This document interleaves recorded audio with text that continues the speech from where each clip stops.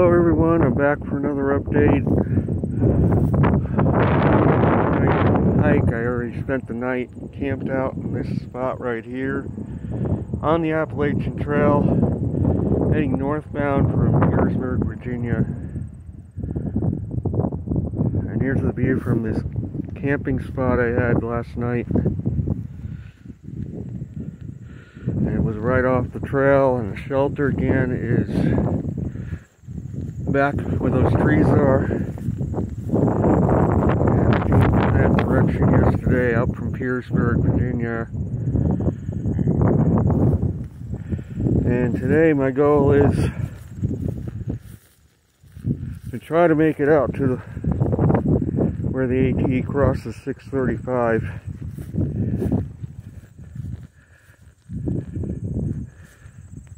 It is 10 o'clock, and I got about 15 miles to cover to get there. And this is the Appalachian Trail, northbound, following the top of Peters Mountain.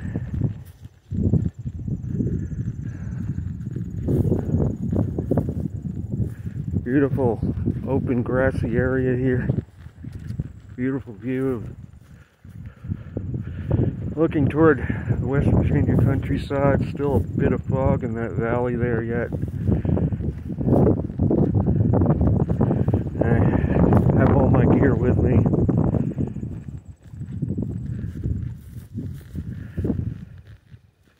So what I'm going to talk about, well, first of all, yesterday, I didn't leave the trailhead at US 460 till after 2 p.m. so it was a considerable climb to get up here, and finally I got up here just before sunset. Got to see the sun go down.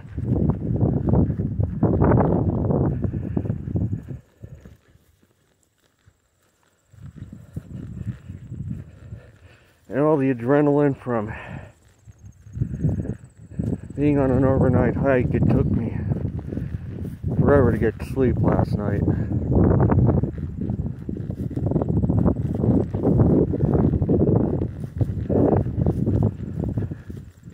Again, the AT follows a nice, beautiful, open, grassy area here. Views on both sides of the ridge. So yeah, I'm going to talk about today is, according to the National Weather Service, there was one more hurricane. I say according to the National Weather Service because I don't feel it was a hurricane at all. I know I keep saying this, but there was a manufactured system, and it never even reached tropical storm strength from my observation of it. Basically a cluster of thunderstorms created, enhanced by their technology. And this goes beyond HAARP. They're not sharing this technology with the general public. My guess is it's lasers from satellites being beamed down at these weather systems. Some sort of laser that enhances the convection on a large scale. Much larger than HAARP could ever do. And its technology has, weather modification has been employed for decades, but they stepped it up to a new level in recent years with these satellites.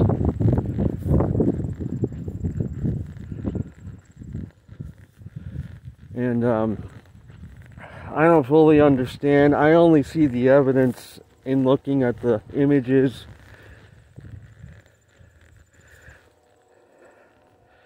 Looking at the weather systems, and there's where I just was. And it's so obvious that it's not, the convection is not natural that's occurring. And I feel strongly that this technology was used, for example, to enhance the convection in North Carolina to create that disaster, or help create it, where I feel not being shared, but thousands of people have probably perished in the floods. Because nobody knew what was coming. Nobody knew that a wall of water was going to move in on them.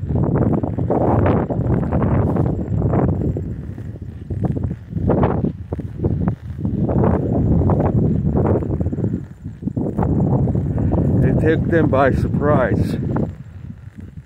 And that is the reason for the large loss of life. Big reason.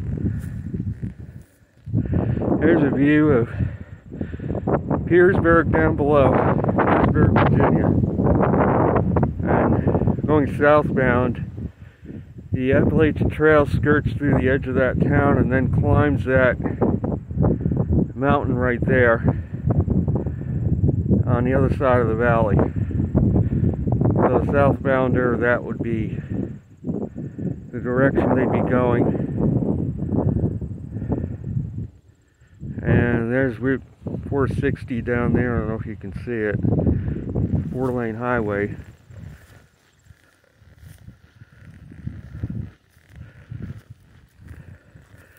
And as I've stated before, the reason this technology is being employed is because there's been a long-term reduction, beginning with hurricanes. It doesn't fit the agenda.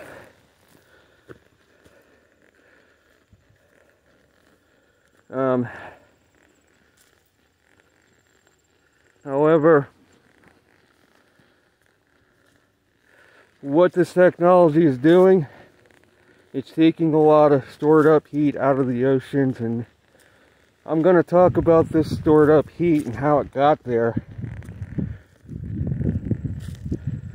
Because the oceans have contained a lot of stored up heat from previous decades of high solar activity.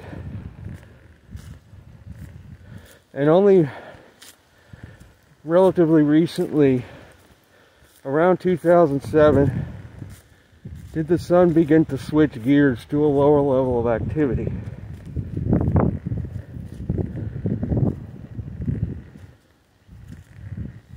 And I've done some more observations with my chart of solar cycles in comparison.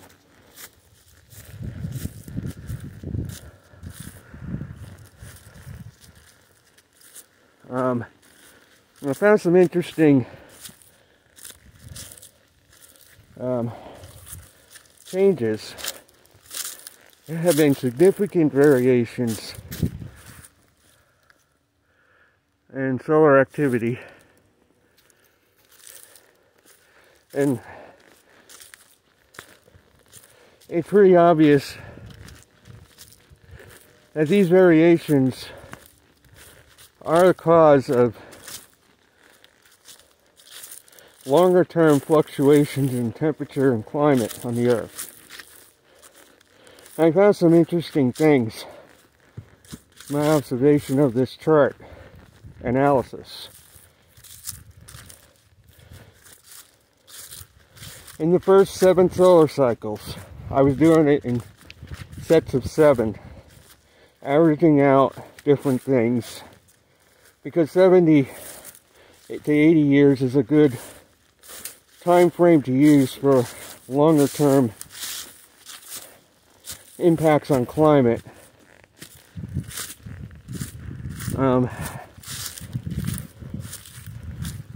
First of all, I compared 7 cycles in the 20th century that I talked about that were very even in numbers and very little variation. I compared the months in the cycles that were below 50 sunspots for each cycle and the months that were above 100. Because below 50 and above 100 those parameters are going to move the climate one way or the other, to either cooling or warming. For the 7 cycles ending in 1996, beginning, I think it was 1923, we averaged 43.86 months below 50 sunspots per cycle on average during that 7 cycle period. And we averaged 56.28. This is over 7 cycles. This is over an 80-year period. Consistently. We averaged 56.28 months per cycle that were above 100. So as you can see, comparing the two figures for 70 years straight, we had a 13-month difference in favor of over 100 sunspots per cycle.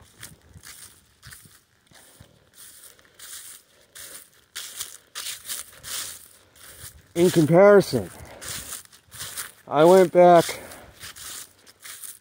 to the first 7 cycles from the late 1700s to the mid-1800s. First 7 cycles of the record, the numbers are quite different. The average during the first 7 cycles, during that period, on the record, we averaged a whopping 61.57 months per cycle below 50. That's 5 years per cycle, over 5 years. And we only averaged 35.42 months per cycle compared to the contemporary 56.28. That's a 21-month difference per cycle, that less that we were getting those 100+ sunspots. So it's no wonder that the climate back then was cooler than today.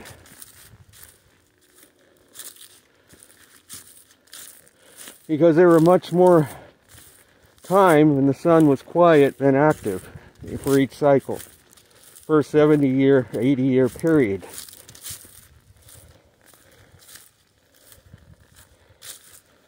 Now, contemporary, right now, going back 7 cycles,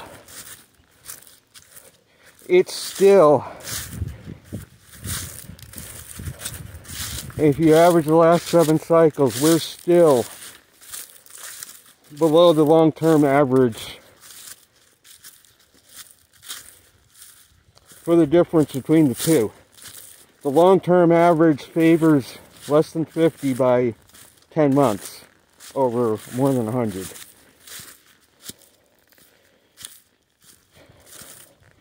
And even up to cycle 24, we're still at 48.28 per cycle for the last 7 cycles ending in 24 that were less than 50. So that's 4 years per cycle. Still 53 months per cycle average. So the difference still favors over 100 sunspots, averaging out the last 7, and that's the explanation for this stored up heat in the oceans.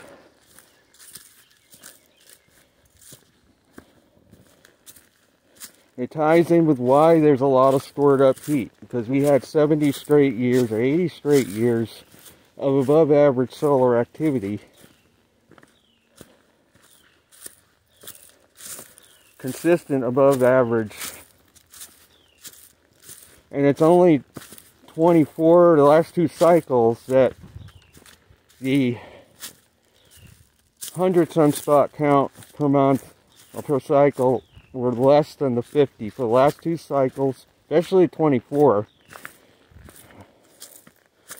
But that's still not enough. One cycle is not enough to turn the tide completely to cooling. It may be enough to stop the warming that was from the previous 7 active cycles, but one less than average. We need like 2 or 3 to tip the scale to where glaciers will advance again globally. We need a more consistent, below average 2 or 3 more cycles to do it. The cooling is not going to be immediate, but there's a joker in the pack here. All this weather manipulation is prematurely removing a lot of this heat by extra convection, releasing it into the atmosphere. It's going to speed up the process of the oceans giving up their heat.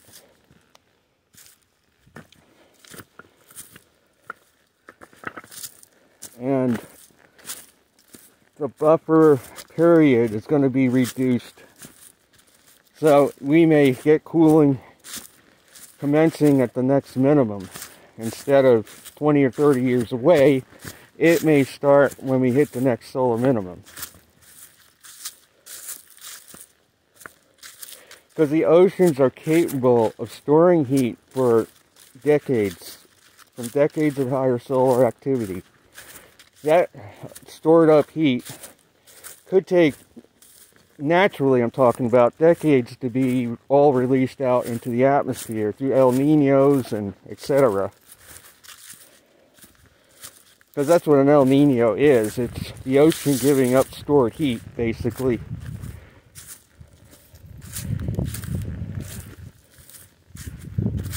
And releasing it into the atmosphere. So the short-term effects of weather manipulation would be a warming effect because so much heat energy is taken out of the water that convection releases heat when it occurs.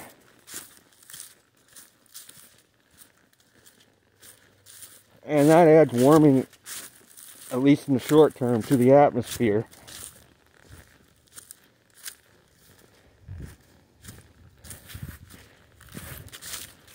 So,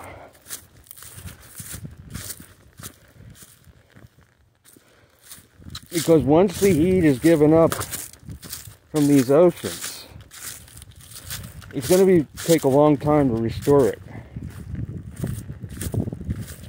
And that's the scary part of this whole weather manipulation going on, is they're playing with fire in terms of climate. And look at that, a radio tower.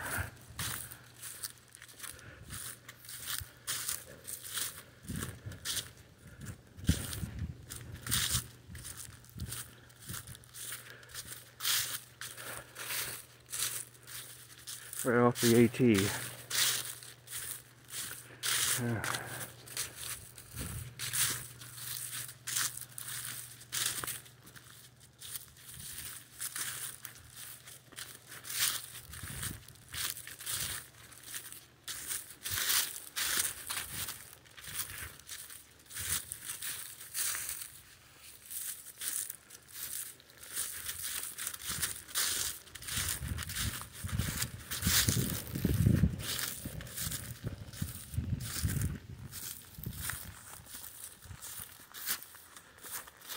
The reason why glaciers retreated,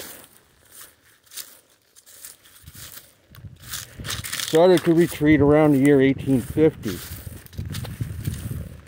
is because from 1850 to the next 7 solar cycles, the figure went from 61.57 months per cycle, less than 50, to it dropped to 56.45.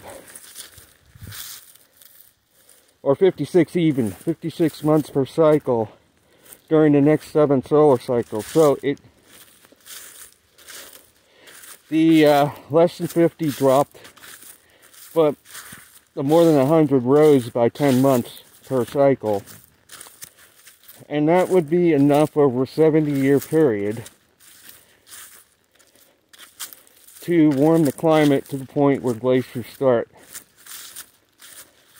melting back from their maximum extent during the Maunder minimum. Because the Maunder minimum, which is not directly on the record, it was a 60-year span of time with virtually no sunspots.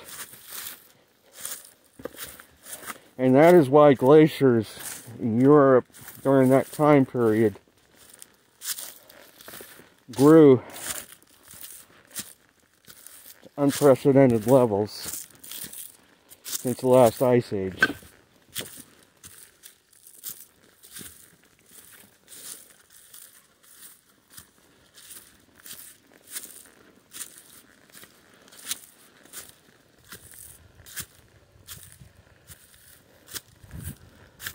It's still unclear, though, whether the sun exclusively on its own causes ice ages due to perhaps a long-term reduction in activity, or there's other factors. We don't know for sure.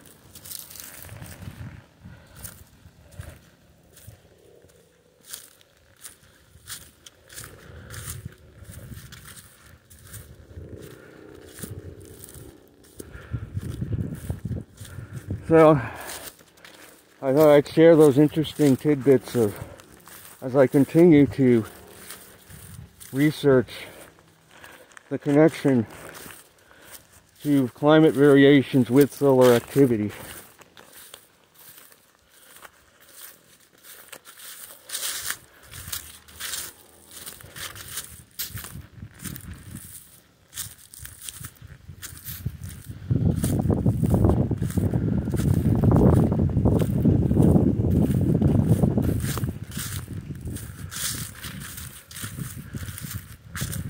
So today again I'm going to continue northbound on the AT.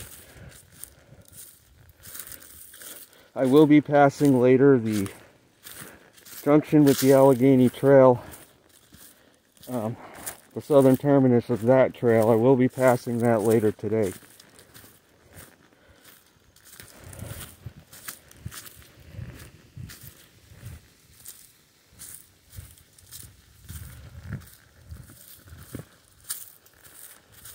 And I'm taking it easy as I'm carrying a heavy pack.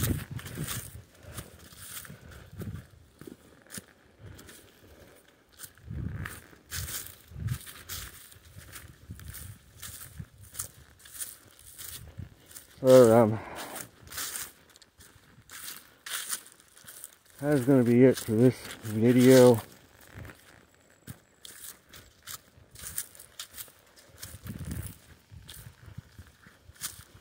I'm going to be taking off my outer layer heavy shirt soon, as the temperature is getting warmer. It looks like I got another grassy area up ahead on that next rise at the power line. I see the tower there.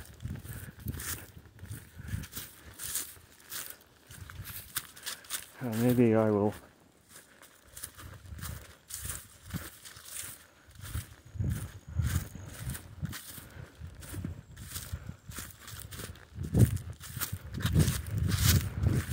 it's part of the hurricane season. I know there's talk of more storms again. It's pretty much over. I don't feel there's going to be anything more significant. They may try to create more systems into November. But whether they succeed remains to be seen. The sun is quieting down right now. The count is flirting with 100. And the northern hemisphere continues for the sun to be quiet. And that was another thing I was researching. The average for all the solar maxes, all 24 of the cycles, you hit the maximum on average 52 months in. We're already 50 758 months in. So it's highly likely that August, when we broke 200, is likely going to be the max for the site, or the peak. Possible I could be wrong, but unless the northern hemisphere picks up again, it's unlikely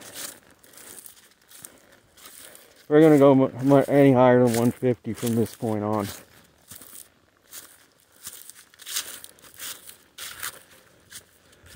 So here we are out on this power line, and the trail does follow the power line up to the crest up ahead.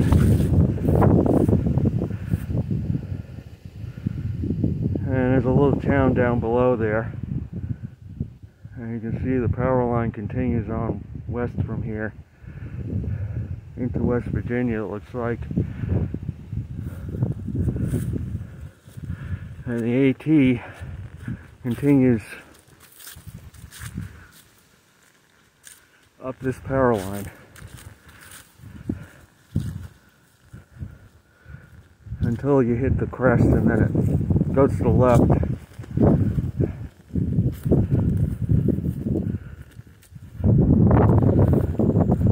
That's going to be it. I'll be back soon.